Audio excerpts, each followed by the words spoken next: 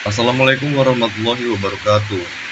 Perkenalkan, nama saya Sahril Ali Rahab, mahasiswa Universitas Labuhan Batu, Fakultas Sains dan Teknologi, Program Studi Teknologi Informasi semester 3. Mata kuliah Teknik Riset Operasional. Hari ini saya akan membahas materi presentasi yang sangat menarik dan relevan di banyak bidang, yaitu linear programming, atau biasa kita kenal dengan program linear.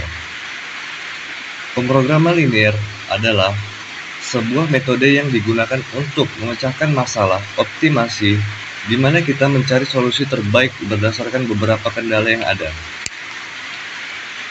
Melalui presentasi ini, kita akan memahami bagaimana linear programming atau pemrograman linear dapat membantu kita mengambil keputusan yang lebih efisien, optimal, baik dalam manajemen, logistik, maupun bidang lainnya. Linear programming teknik khusus yang dapat diterapkan pada berbagai masalah manajemen seperti iklan, distribusi, investasi, dan produksi.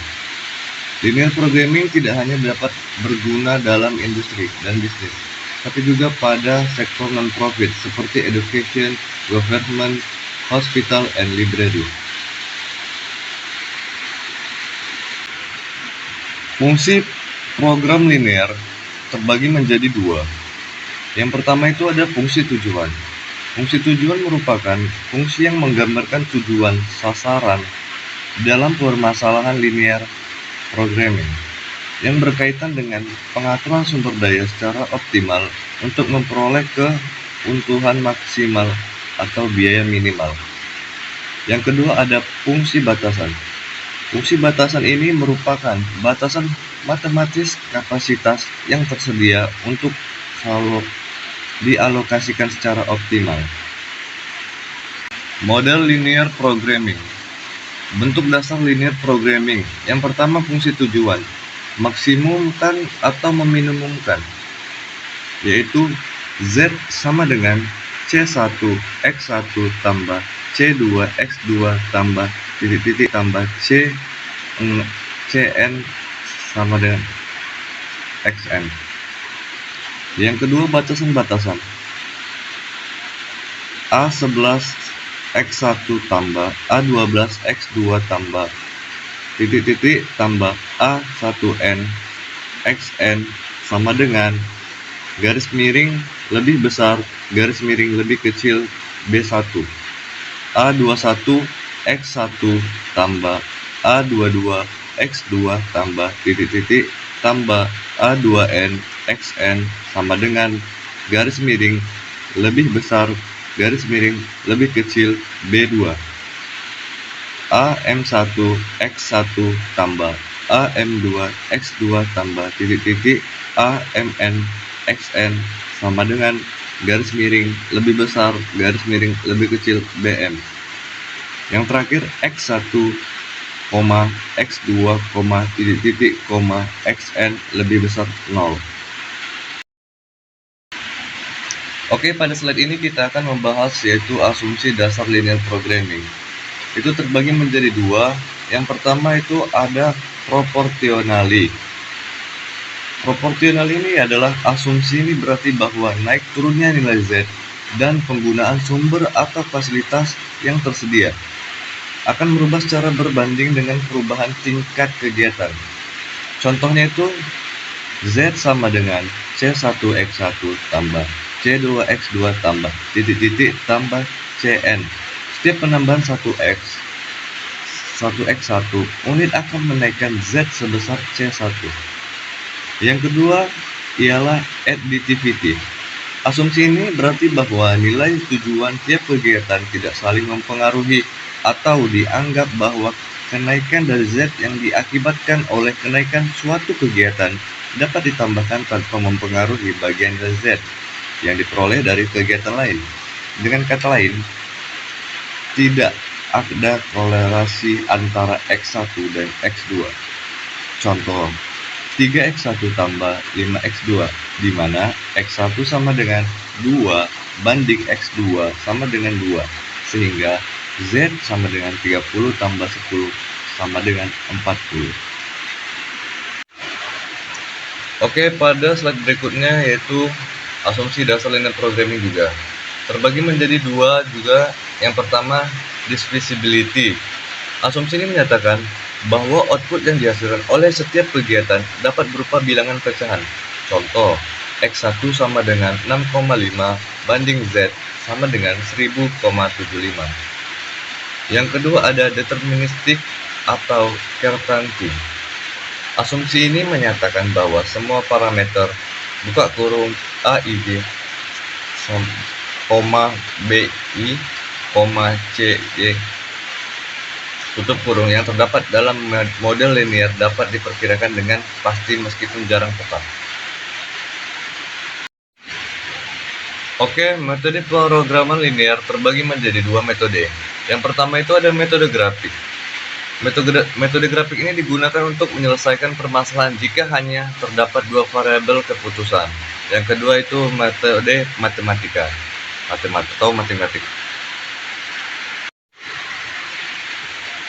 Oke, pada slide ini saya membuat contoh rumusan masalah linear programming. Sebuah perusahaan furnitur yang akan membuat meja dan kursi, keuntungan yang diperoleh dari unit meja adalah sebesar Rp70.000. Sedangkan keuntungan yang diperoleh dari satu unit kursi adalah sebesar Rp50.000. Namun, untuk meraih keuntungan tersebut, perusahaan menghadapi kendala keterbatasan jam kerja. Untuk pembuatan satu unit meja memerlukan 4 jam kerja. Untuk pembuatan satu unit kursi membutuhkan 3 jam kerja. Untuk pengecatan satu unit meja dibutuhkan 2 jam kerja. Dan untuk pengecatan satu unit kursi dibutuhkan 1 jam kerja. Jumlah jam kerja yang tersedia untuk pembuatan meja dan kursi adalah 240 jam per minggu, sedang jumlah jam kerja untuk pengecatan adalah 100 jam per minggu. Berapa jumlah meja dan kursi yang sebaiknya diproduksi agar keuntungan perusahaan maksimum? Oke, di sini saya sudah membuat tabelnya. Yang pertama ada jam kerja per unit, waktu tersedia per minggu atau jam. Yang pertama pembuatan meja berjumlah 4, pembuatan kursi berjumlah 3, pengecatan meja berjumlah 2, pengecatan kursi berjumlah 1. Kebutuhan per unitnya itu meja sebesar 70.000, sedangkan kursi 50.000. Waktu tersedia per minggu atau jam pembuatan yaitu 240, dan waktu tersedia per minggu untuk pengecatan sekitar 140 jam. Yang pertama itu fungsi tujuan. P buka kurung Rp70.000 kali jumlah meja tambah Rp50.000 kali jumlah kursi yang diproduksi, atau secara matematis dapat dituliskan maksimum Z sama dengan 70.000 X1 tambah 50.000 X2. Yang kedua ada fungsi kendala. 4X1 tambah 3X2 lebih kecil 240, buka kurung, kendala departemen pembuatan, tutup kurung. 2X1 tambah 1X2 lebih kecil 100, buka kurung, kendala departemen pengecatan, tutup kurung. X1, X2 lebih besar 0, buka kurung, kendala non negatif pertama, tutup kurung. Baik, salah satu syarat yang harus dipenuhi dalam linear programming adalah asumsi nilai X1 dan X2 tidak negatif. Artinya bahwa X1 lebih kecil 0, buka kurung, jumlah meja yang diproduksi adalah lebih besar atau sama dengan 0. X2 lebih kecil 0, buka kurung, jumlah kursi yang diproduksi adalah lebih besar atau sama dengan 0. Oke, pada slide ini kita akan menyelesaikan masalah dengan metode grafik. Bisa dilihat di sini sudah ada grafiknya ya. Yang pertama itu X2 kursi di atas ini dan X1 meja di bawah. Dan titik panahnya itu mengarah ke area layak. Titik foto kedua kendala dapat diselesaikan dengan substitusi atau eliminasi. 2X1 tambah X2 sama dengan 100. X2 sama dengan 100 kurang 2X1. 4X1 tambah 3X2 sama dengan 240. 4X1 tambah 3 buka kurung 100 kurang 2X1 tutup kurung sama dengan 240. 4X1 tambah 300 kurang 6X1 sama dengan 240. Min 2X1 sama dengan 240 kurang 300 sama dengan min 60. X1 sama dengan min 60 per min 2 sama dengan 30. X2 sama dengan 100 kurang 2X1. X2 sama dengan 100 min 2 kali 30 sama dengan 100 kurang 60 hasilnya 40. Feasible regionnya atau area layak meliputi daerah sebelah kiri dari titik A buka kurung 0 banding 80 tutup kurung, koma B buka kurung 30 banding 40 tutup kurung, dan C 60 banding 0. Kedua kendala akan saling berpotongan pada titik 30,40.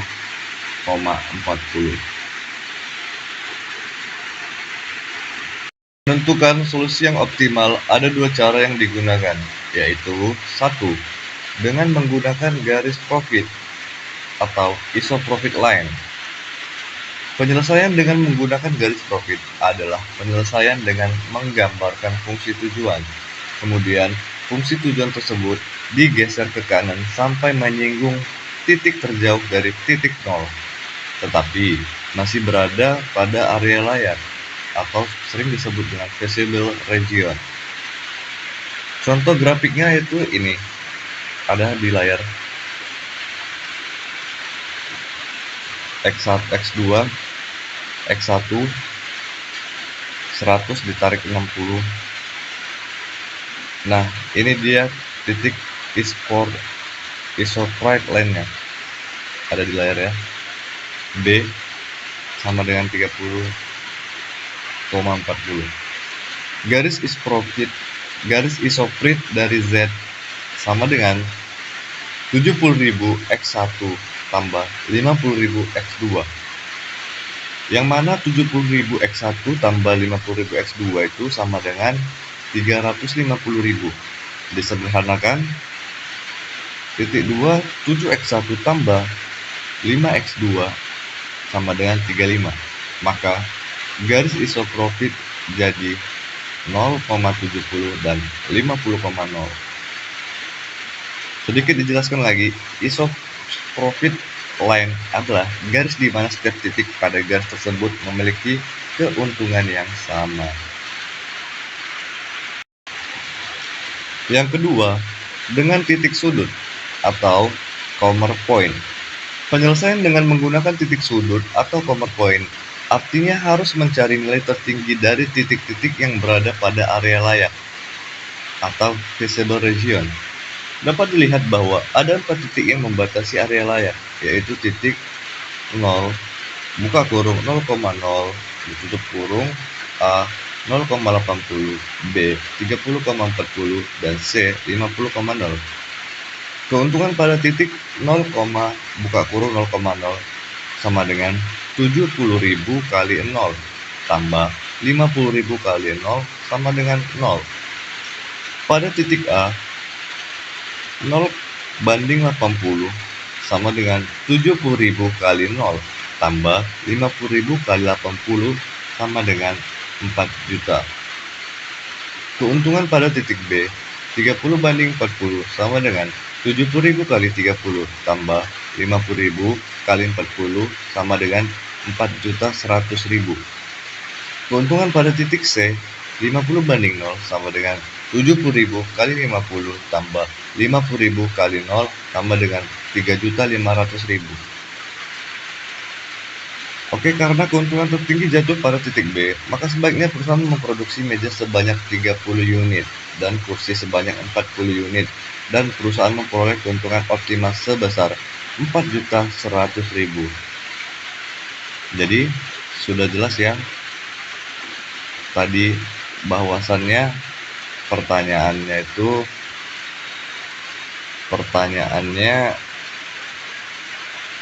berapa jumlah perusahaan mendapat keuntungan maksimal, yaitu jawabannya 4.100.000.